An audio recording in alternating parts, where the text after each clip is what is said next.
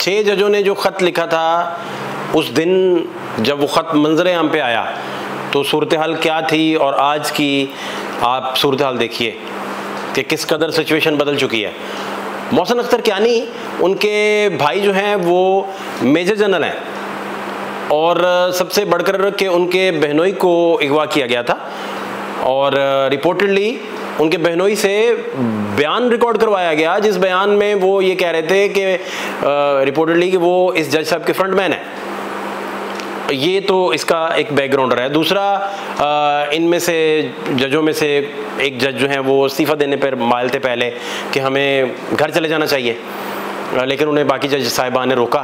फिर इन जजेस ने जब जो है बंदयाल साहब से मीटिंग की, सबसे पहले इन्होंने अपने चीफ जस्टिस को ख़त लिखा, और फिर इन्होंने मुलाकात की बंदयाल साहब से, चीफ जस्टिस साहब से। फिर सीनियर तरीन प्यूनी जज उस वक़्त काजी फाइज थे, उनसे इन्होंने मुलाकात की। तो आसिफ बशीर चौधरी और एजाज सैयद साहब बड़े प्रोमिनेंट जर्नलिस्ट हैं, उनका मैं वीलॉग सुन रहा था, तो वो उसमें ये कह रहे थे कि जज साहिबान का ख्याल है कि उनका कहना था कि लेटर हमने लीक ही नहीं किया। लेटर तब लीक हुआ जब सुप्रीम जुडिशल काउंसिल पहुंचा, यानी कि सुप्रीम कोर्ट आया तो तब वो लीक हुआ, तो उससे पहले तो लेटर लीक ही नहीं हुआ। उन्होंने कहा लीक होना होता तो हमने जब अपने चीफ जस्टिस को खत लिखा तो तब वो लीक हो जाता, उसके बाद जब हमने कुछ भी किया तो कोई चीज़ ऐसी मंजर आम पर नहीं आई। अब जो आज की समात है इम्पोर्टेंट तरीन, उसके आप हालात देखिए। अहमद फरहाद की तलाश की कोशिश जारी है, लोकेशन ट्रेस हुई है।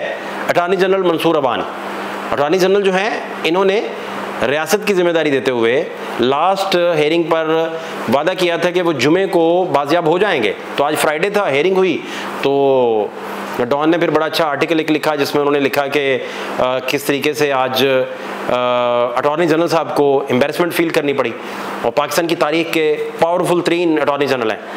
इतने पावरफुल अटॉर्नी जनरल तारीख में शायद तालिब इल्म, सहाफ़त के तालिब इल्म के तौर पर मेरी नज़र से नहीं गुजरे कि इतने पावरफुल हों जमहूरी दौर में, इतने पावरफुल अटॉर्नी जनरल। हमने CDR ली है, पुलिस टीम वहाँ पर मौजूद है। अटॉर्नी जनरल, रियासत की गारंटी नाकाम हो गई। मोहसिन अख्तर कियानी कह रहे हैं नहीं, अभी नाकाम नहीं हुई, अटॉर्नी जनरल कह रहे हैं। अहमद फरहाद की बाजियाबी का मामला अब गैर मुतलका हो गया है, इसे रिकवर करना रियासत की जिम्मेदारी है, ये जस्टिस साहब कह रहे हैं। सेक्रेटरी दिफा आइंदा समात पर पूरी तैयारी के साथ पेश हों और अदालती सवालात के जवाब दें, ये जज साहब कह रहे हैं। सेक्रेटरी दिफा ने अदालत को बताना है कि ISI काम कैसे करती है, जो एजेंसी है वो काम कैसे करती है, और ISI की इंटरनल वर्किंग कैसे है, रियासत के फंड्स इस्तेमाल होते हैं, सवालिया निशान, ये जस्टिस मोहसिन अख्तर कियानी कह रहे हैं। और सेक्टर कमांडर्स की क्या जिम्मेदारियां हैं, इनके नीचे कितने लोग काम करते हैं। अब एजेंसियां छुपकर नहीं रहेंगी बल्कि सामने स्ट्रक्चर्ड होंगी। और ये पुलिस वाले वर्दियों में क्यों खड़े हैं, ये कोई पागल है? जस्टिस साहब ने ये कहा, ये इदारे काम करके कौम पर एहसान नहीं कर रहे। मोहसिन अख्तर कियानी साहब के रिमार्क्स हैं, जब इदारों का एहतसाब ना हो और एहतसाब का तरीक़ेकार मौजूद ना हो तो फिर मसला होता है। एजेंसियों का स्ट्रक्चर मौजूद होगा और तरीक़ेकार तय किया जाएगा। मोहसिन अख्तर कियानी साहब के ये रिमार्क्स हैं। अब एक शख्स का बाजियाब होना गैर मुतलका हो गया, अब पूरे पाकिस्तान के मिसिंग पर्सन का मामला देखा जाना है। जस्टिस साहब कह रहे हैं पुलिस का तफ्तीशी अफसर एक सेक्टर कमांडर का बयान कलमबंद करेगा, मैं अब फैसला दूंगा और अहमद फरहाद के नाम के साथ ही होगा। ISI किसको जवाबदेह है, इस्तफसार किया गया मोहसिन अख्तर कियानी साहब की जानिब से। ISI वज़ीर आज़म के मातहत है अटॉर्नी जनरल, उन्होंने जवाब दिया मंसूर अवान साहब ने। फिर तो आसान हो गया, सीधा वज़ीर आज़म को रिपोर्ट करते हैं, दरमियान में कोई नहीं। जस्टिस साहब ने यह कहा। फिर तो अदालत कल वज़ीर आज़म को तलब करके पूछ लेगी। जस्टिस साहब ने कहा अभी वज़ीर आज़म को तलब नहीं कर रहे, वो आखिरी ऑप्शन है। उन्होंने कहा कि हिरार्की में सबको देखेंगे, लेकिन अगर कोई बात ना बनी तो फिर वज़ीर आज़म को तलब करना पड़ा तो उन्हें भी तलब कर लेंगे। अब पाकिस्तान में कोई ऐसी एजेंसी काम नहीं कर सकती जिनका चेक एंड बैलेंस ना हो। ये सिर्फ एक आदमी की रिकवरी की बात नहीं, पूरी कौम की रिकवरी का मामला है। पार्लियामेंट जब कानून साजी करेगी तब देखेंगे, अभी जज मेड कानून चलेगा। अब पुलिस के एक तफ्तीशी अफसर में इंटेलिजेंस अफसर का बयान कलम बंद करने की सलाहियत होगी। बंदा बरामद कर लेना कोई हल नहीं, हमने वो लीगल फ्रेमवर्क बनाना है जिससे तरीक़ाकार दुरुस्त होगा। इंटेलिजेंस एजेंसीज की इंटरनल वर्किंग का तरीक़ाकार कहीं नज़र नहीं आता। ये सारे रिमार्क्स जो मैं पढ़ रहा हूँ ये जस्टिस साहब के हैं, मोहसिन अख्तर कियानी साहब के, और इनकी रिप्यूट जो है वो बड़े इंडिपेंडेंट जज की रिप्यूट है। और आसिफ बशीर चौधरी और एजाज सैयद साहब जब ये सारा डिस्कस कर रहे थे तो उन्होंने सेक्टर कमांडर का भी जिक्र किया और कहा कि वो यारों के यार हैं और बड़े प्रोफेशनल आदमी हैं, तो ये जिक्र भी किया। और बेसिकली प्रोफेशनल से ज़्यादा उन्होंने कहा कि वो उनका इन्फ्लुएंस बहुत है, ये उन्होंने जो अहम बात की। वक्त इसलिए मांगा जा रहा है कि अहमद फराद से वीडियो पैगाम रिकॉर्ड करवा लिया जाएगा, वकील दरख्वास्त गुजार ने कहा। ये बताया जा रहा है कि अगर बंदा निकलेगा तो डील करके निकलेगा, ऐसे नहीं निकल सकता। वकील दरख्वास्त गुजार, अहमद फराद की जान को शदीद खतरा है, अटॉर्नी जनरल की गारंटी पूरी नहीं हुई।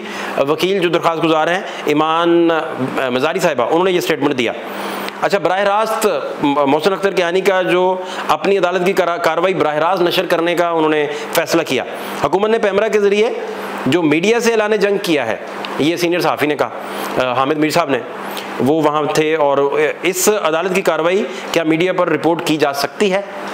हामिद मीर, मीडिया को बिल्कुल रिपोर्ट करने की इजाज़त है। मोहसिन अख्तर कियानी, पैमरा का ऑर्डर मेरे सामने नहीं, हम आइंदा इस अदालत की कार्रवाई लाइव दिखाएंगे।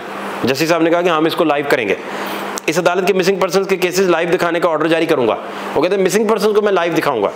और ये बहुत मुश्किल वक्त है, हम सब एक आदमी के लिए नहीं पूरे मुल्क के लिए खड़े हैं। जस्टिस साहब के रिमार्क्स हैं, गुज़श्ता 3 सालों में जो कुछ हुआ वो सबके सामने है। जस्टिस साहब के रिमार्क्स हैं, एक टीम जो काम करके गई थी दूसरी टीम ने इसे मुलजिम बना दिया, ये भी वही कह रहे हैं। और हम अदालती मुआवनीन मुकर्रर करेंगे, हामिद मीर साहब से भी कहेंगे अदालत की मुआवनत करें। सीनियर जर्नलिस्ट से वो कह रहे हैं कि आप हमारी मुआवनत करें। इंटेलिजेंस ब्यूरो पुलिस की मुआवनत कर रही है, एसएसपी ऑपरेशंस ने ये कहा।